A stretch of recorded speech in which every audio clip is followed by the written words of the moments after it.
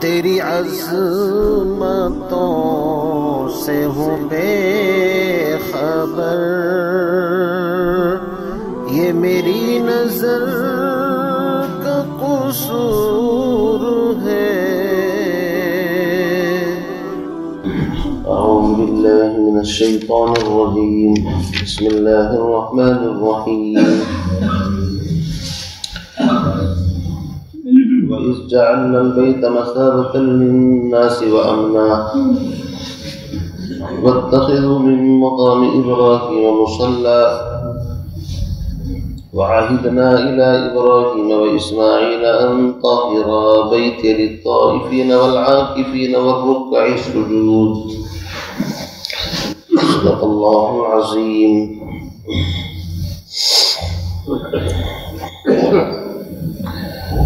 اس سے پہلی آیت میں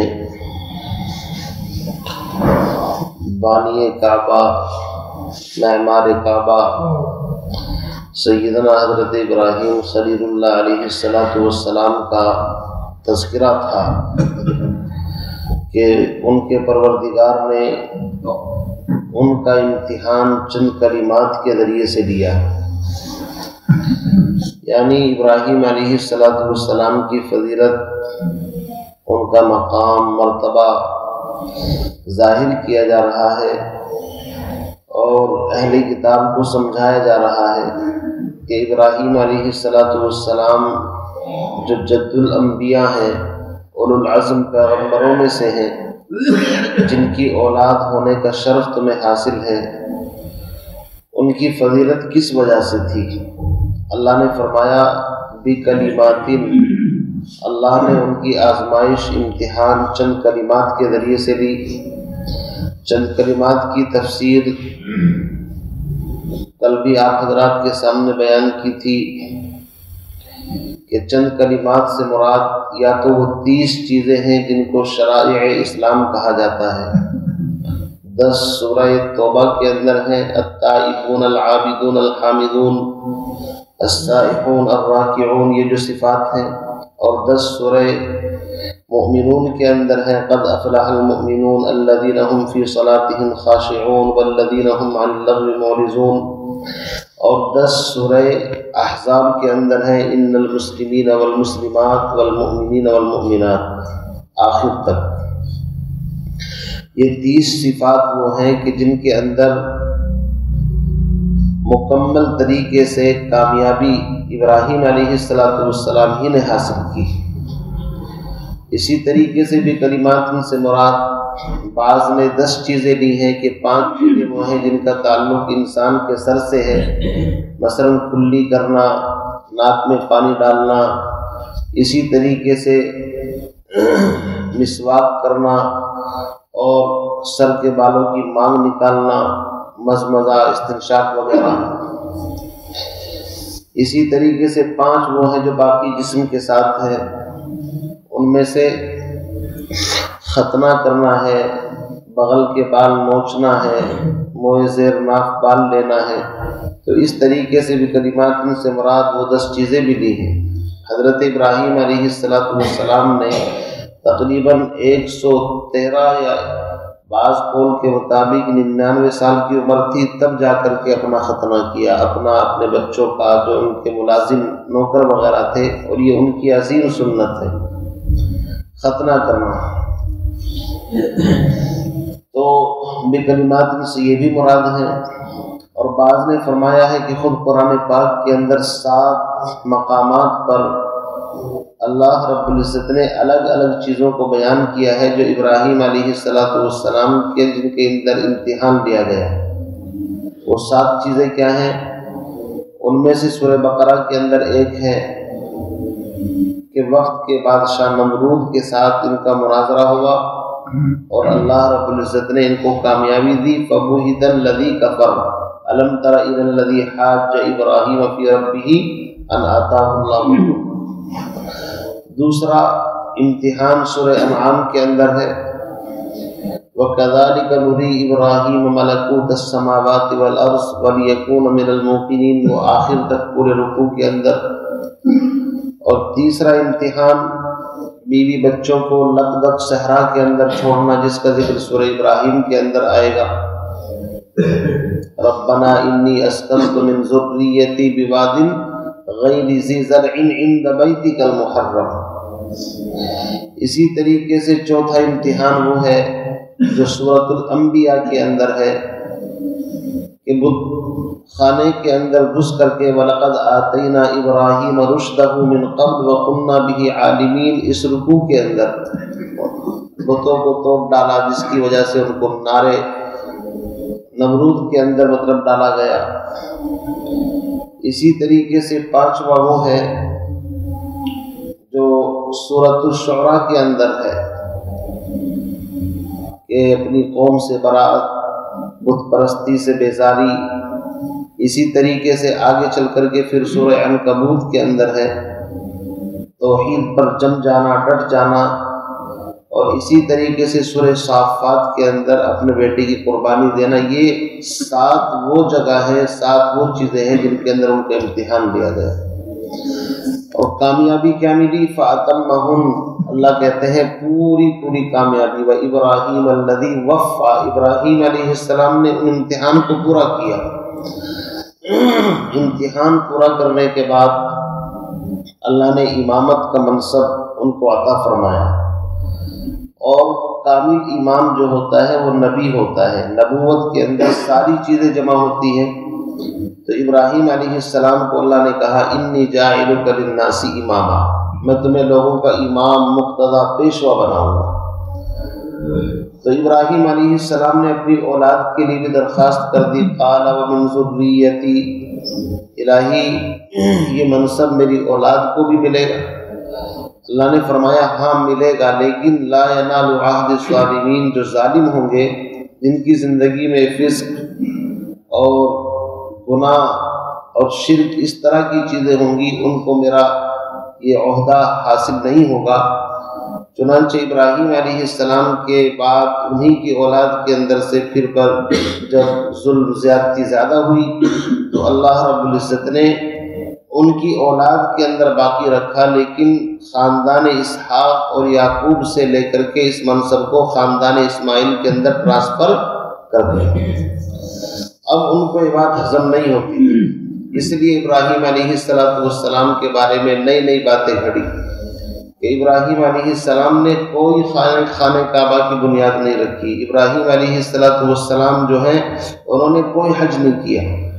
تو اس لیے اللہ رب العزت نے ابراہیم علیہ السلام کی فضیلت اور ان کی صفائی اور ان کے ساتھ جنہوں نے خانہ کعبہ کی بنیاد رکھی ان کا تذکرہ کر کے لوگوں کو بتایا کہ یہود اہل کتاب غلط کہتے ہیں، ابراہیم علیہ السلام تو وہ ہیں کہ جنہوں نے خود خانہ کعبہ کی بنیاد رکھی، اور ان کے ساتھ اسماعیل علیہ السلام بھی تھے، اور اللہ سے دعا بھی کر رہے تھے، اور آخری پیغمبر کے مبعوث ہونے کی دعا بھی انہوں نے ہی مانگی ہے۔ تو اسی کو آگے فرمایا وَإِذْ جَعَلْنَا الْبَيْتَ مَثَابَةً لِلنَّاسِ وَأَمْنًا، اور اس وقت کو یاد کرو جب ہم نے بیت اللہ شریف کو مَثَابَةً لِلنَّاسِ، لوگوں کے لوٹنے کی جگہ، یعنی انسان کی طبیعت ایسی بنا دی کہ وہاں جانے سے انسان کبھی اکتاتا نہیں، بلکہ اس کی ہر وقت تمنا رہتی ہے کہ کاش اسباب پیدا ہو جائیں اور میں چلا جاؤں۔ وجہ کیا ہے؟ ابراہیم علیہ السلام نے اس گھر کو بنانے سے پہلے جب اپنی بیوی اور بچے کو چھوڑا تھا تو اللہ کی بارگاہ میں دعا مانگی تھی، کیا؟ فَاجْعَلْ أَفْئِدَةً مِّنَ النَّاسِ، الہی لوگوں کے قلوب کو اس گھر کی طرف، اس بستی کی طرف متوجہ فرما دیجیے۔ تو دعاؤں کے اثرات بہت دور تک چلتے ہیں، بد دعا کے اثرات بھی اور دعا کے اثرات بھی۔ تو ابراہیم علیہ السلام نے دعا مانگی، پورا ایک رکوع ہے سورہ ابراہیم کے اندر آئے گا وَإِذْ قَالَ إِبْرَاهِيمُ رَبِّ اجْعَلْ هَٰذَا الْبَلَدَ آمِنًا، سب سے پہلے اس شہر کو امن والا، امن ہوگا تو ہی لوگ چین سکون کی زندگی گزاریں گے، بد امنی ہوگی تو چاہے دنیا کی ساری نعمتیں موجود ہوں انسان ٹینشن کے اندر رہتا ہے۔ تو سب سے پہلے امن کی دعا مانگی، رب اجعل هذا البلد آمنا واجنبنی وبنی ان نعبد الاصنام، مجھے بھی میری اولاد کو بھی بت پرستی سے محفوظ رکھنا، چونکہ ابراہیم علیہ السلام نے اپنا وطن گھر بار اسی وجہ سے چھوڑا تھا کہ ان کا باپ بت پرست تھا، کہ جس کی وجہ سے قربانی دی ہے کہیں ایسا نہ ہو کہ میری اولاد پھر اسی بیماری کے اندر مبتلا ہو جائے۔ آگے دعا مانگی وَاجْنُبْنِي وَبَنِيَّ أَن نَّعْبُدَ الْأَصْنَامَ رَبِّ إِنَّهُنَّ أَضْلَلْنَ كَثِيرًا مِّنَ النَّاسِ فَمَن تَبِعَنِي فَإِنَّهُ مِنِّي وَمَنْ عَصَانِي فَإِنَّكَ غَفُورٌ رَحِيمٌ۔ جو میرا کہا مانے گا وہ میرا ہے، اور جو میری بات نہیں مانے گا اس کو مجھ سے کوئی تعلق نہیں ہے۔ آگے دعا مانگی ربنا انی اسکنت من ذریتی بواد غیر ذی زرع عند بیتک المحرم۔ الہی میں نے اپنی اولاد ننھے اسماعیل کو اور اپنی بیوی ہاجرہ کو ایسی جگہ پر لا کر کے چھوڑ دیا ہے بظاہر زندگی گزارنے کا کوئی سامان نہیں ہے۔ ربنا انی اسکنت من ذریتی بواد غیر ذی زرع، غیر ذی زرع کوئی زندگی گزارنے کا سامان نہیں، چٹیل میدان، عند بیتک المحرم، لیکن یہاں پر سب سے بڑی نعمت تیرا گھر خانہ کعبہ موجود ہے۔ یہاں چھوڑنے کی حکمت یہ ہے لیقیموا الصلاۃ، تاکہ یہ نماز کا اہتمام کرے، مسجد قریب ہے تیرا گھر اور اس کو آباد کرے، لیقیموا الصلاۃ۔ فاجعل افئدۃ من الناس، بس آپ لوگوں کے دلوں کو ان کی طرف متوجہ کر دیجئے، مائل کر دیجئے۔ چنانچہ ان کی دعا کا اثر ہے، اللہ فرماتے ہیں کہ ہم نے لوگوں کے لوٹنے کی جگہ انسان آتا ہے لیکن پھر بھی روتا ہوا چلتا ہے کہ پتہ نہیں کب آنا ہوگا بھی یا نہیں۔ فاجعل افئدۃ من الناس تهوی الیہم وارزقهم من الثمرات لعلهم یشکرون، اور ہر طرح کا رزق، پھلوں کا رزق کیا اللہ ان کو عطا فرما تاکہ تیرا کھائیں اور تیرے گن گائیں۔ چنانچہ پوری دنیا کی سبزی منڈیوں سے بہترین سبزیاں، بہترین پھل آپ کو وہاں پر حرم کے اندر موجود ملیں گے۔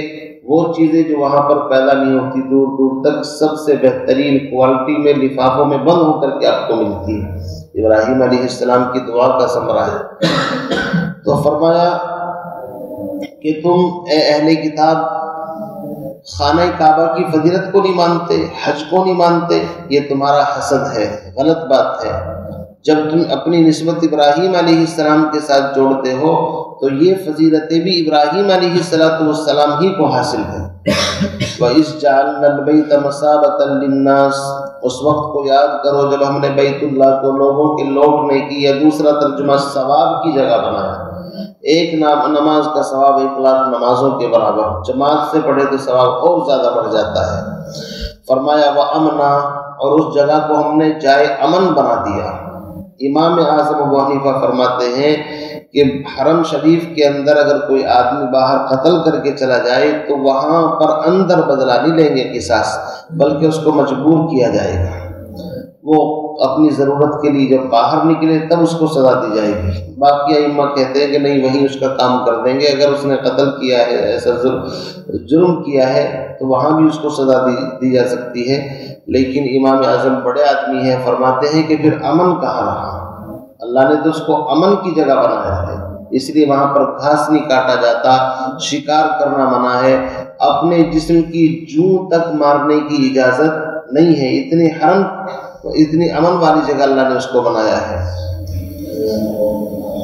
آگے فرماتے ہیں وَاتَّخِذُوا مِن مَّقَامِ إِبْرَاهِيمَ مُصَلًّى، اور مقام ابراہیم کو نماز پڑھنے کی جگہ بناؤ۔ یہ حضرت عمر رضی اللہ تعالیٰ عنہ کی موافقات میں سے ہے، یعنی وہ چیزیں جو زمین پر وہ حضرت عمر سوچتے تھے اللہ کی طرف سے وحی کی شکل میں حکم نازل ہو جاتا تھا۔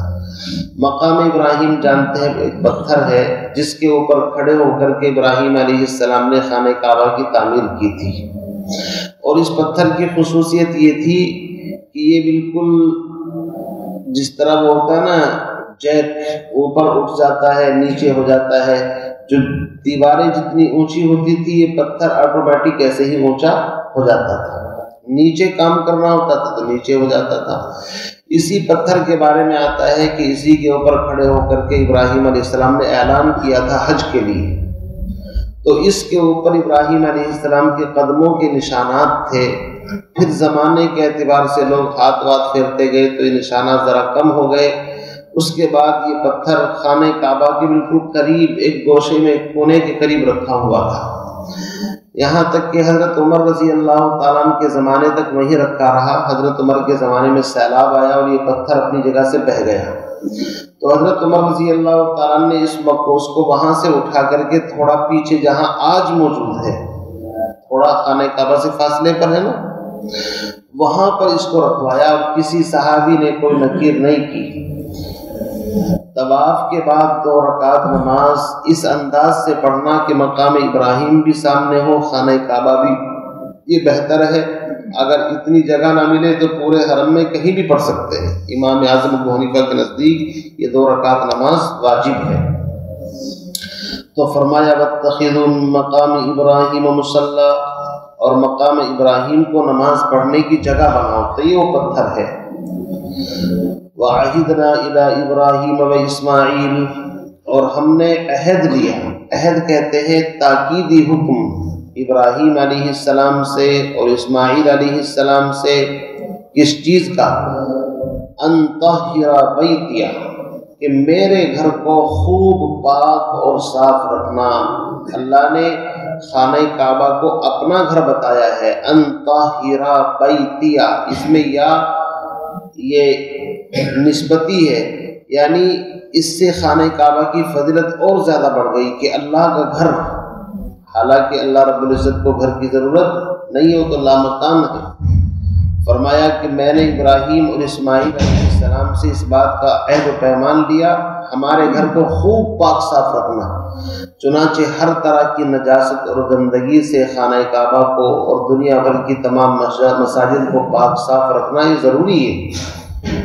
نبی علیہ السلام نے ایک مرتبہ بلغم دیکھا مسجد کے اندر، اس کو صاف کرایا یا کیا اپنے ہاتھوں سے، وہاں پر خوشبو لگائی، پتہ ہی چلا کہ مسجدوں کو صاف رکھنے کا حکم ہے۔ بہت سارے حضرات مسجد کے اندر کنگھا کرتے ہیں جس سے بال جھڑ جھڑ کر کے صفوں کے اندر گر جاتے ہیں۔ علماء نے اس کو سخت منع لکھا ہے کہ مسجدیں تو زیب و زینت کی جگہ ہے، پاک صاف رکھا جائے۔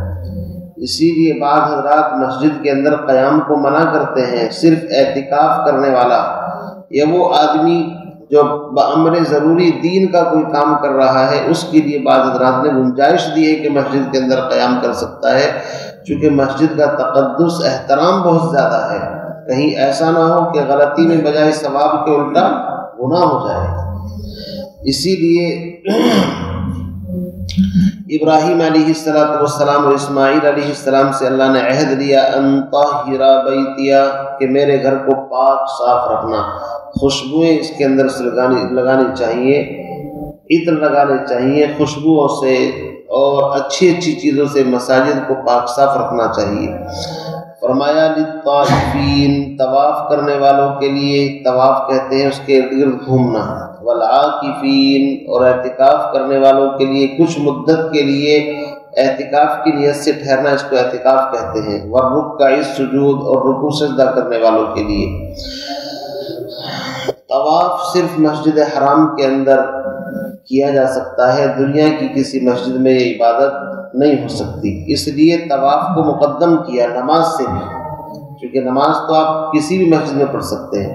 اسی لیے بعض حضرات فرماتے ہیں کہ خانہ کعبہ پر روزانہ اللہ کی 120 رحمتیں نازل ہوتی ہیں، جن میں سے صرف 60 رحمتیں خاص طواف کرنے والے کو ملتی ہیں، اور باقی جو پھر 40 ہیں وہ اس کے اندر نماز پڑھنے والے کو ملتی ہے، اور باقی جو 20 نعمتیں مطلب رحمتیں ہیں وہ صرف خانہ کعبہ کا جو دیدار کرتا ہے بیٹھ کر کے اس آدمی کو حاصل ہوتی ہیں وہ نیکیاں۔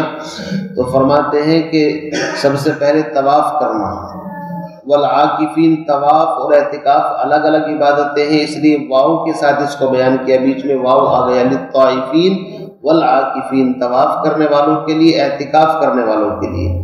اور آگے رکوع اور سجدے کے بیچ میں واو نہیں آیا، اس لیے کہ رکوع سجدہ تو نماز ہی کے 2 الگ الگ پارٹ اور حصے ہیں، رکوع بھی نماز ہے، سجدہ بھی نماز ہے، والرکع السجود، اور رکوع سجدہ کرنے والوں کے لیے۔ بہرحال ابراہیم علیہ السلام نے اس گھر کی تعمیر کی، اس سے پہلے فرشتوں نے تعمیر کی، آدم علیہ السلام نے تعمیر کی، مختلف اقوال ہیں۔ پھر ابراہیم علیہ السلام طوفان نوح کے اندر جب اس کو اٹھایا گیا تو ابراہیم علیہ السلام نے اسی کے اوپر اس کی تعمیر کی۔ پھر اس کے بعد مختلف تعمیرات اس کے اندر ہوئی ہیں، یہاں تک کہ نبی علیہ السلام کی عمر تقریباً 10 سال تھی، اور اس وقت بھی اس کی تعمیر ہوئی۔ اور قریش نے ایک مرتبہ اس کی تعمیر کی، جو حتیم کا حصہ باہر ہے، کہ ان کے پاس حلال کمائی تو کم تھی لیکن حرام کمائی اس کے اندر نہیں لگائی انہوں نے، اس لیے حتیم کا حصہ باہر چھوڑ دیا۔ اسی طریقے سے پھر نبی علیہ السلام کے بعد حضرت عبداللہ ابن زبیر جو حضرت عائشہ کے بھانجے ہیں، انہوں نے اس کی تعمیر کی۔ اس کے بعد حجاج بن یوسف نے پھر اس کو اس کی اصلی شکل پر جیسے پہلے تھا، حتیم کا حصہ باہر چھوڑ کر کے دروازہ اوپر لگا دیا، اور اس کے بعد پھر تھوڑی بہت اس کے اندر مرمت کا کام چلتا رہا، یہاں تک کہ 1040 کے اندر سلطان مراد اس نے پھر اس کی تعمیر کی۔ حجر اسود کا جو حصہ ہے اس کو چھوڑ کر کے باقی نئی تعمیر، اور اس کے بعد سے لے کر آج تک پھر تھوڑے بہت کام اس کے اندر ہوتے رہے ہیں۔ ہارون رشید نے اپنے وقت کے علماء سے کہا تھا کہ میرا جی چاہتا ہے کہ میں اس خانہ کعبہ کی تعمیر اچھے سے کراؤں، تو امام مالک علیہ رحمہ اس زمانے میں تھے، بڑے علماء تھے، انہوں نے کہا کہ اگر ایسا کرو گے تو ہر بادشاہ اس کے ہاتھ کا کھلونا بن کر کے رہ جائے گا، جو بھی آئے گا کچھ نہ کچھ اس کے اندر کرتا رہے گا، تو ہارون رشید کو منع کر دیا۔ اس لیے مختلف ادوار میں خانہ کعبہ کی تعمیر، توسیع، اس کی مرمت کا کام ہوتا رہا ہے، آج بھی ہوتا ہے۔ تو یہ گھر وہی ہے جس کی بنیاد ابراہیم علیہ السلام نے رکھی تھی۔ اس میں اہل کتاب کو بتایا یہ جا رہا ہے کہ ابراہیم اور ان کے بیٹے اسماعیل جنہوں نے خانہ کعبہ کی بنیاد رکھی، لوگوں کو حج کے لیے بلایا، ان کی فضیلت کو تسلیم کرو، آنکھ بند کر کے اعتراض مت کرو۔ بہرحال آگے تک اسی کا تذکرہ انشاءاللہ آپ کے سامنے آئے گا۔ اللہ تعالیٰ سے دعا فرمائے ہم تمام کو ان باتوں پر عمل کی توفیق نصیب فرمائے۔ سبحان اللہ و بحمدہ، سبحانک اللہم و بحمدک، استغفر اللہ۔